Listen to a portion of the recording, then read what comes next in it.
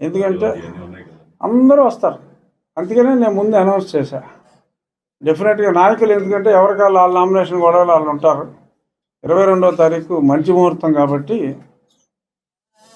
ఎక్కువ మంది ఆ రోజే, అంటే కొన్ని నక్షత్రాల సెట్టింగ్లు ఉంటాయి, అందరికీ షూట్ కాకపోవచ్చు, కానీ నాయకులు ఎవరి గొడవలు వాళ్ళు ఉంటారు కాబట్టి నన్ను అభిమానించే ప్రజలు రాష్ట్రం నలుమూలల నుంచే కాకుండా విదేశాల నుంచి కూడా, అంటే ఫారినర్స్ కాదు,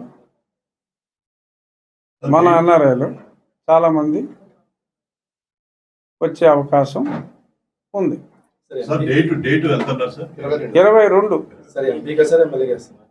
అదే అడగొద్దని చెప్పాగా, నాకు తెలియదుగా. ఇంకా రాశారు కదా ఆ పేపర్లో, ఏం రాశారు, ఎంపీకి పైకి పంపించారు అన్నారు.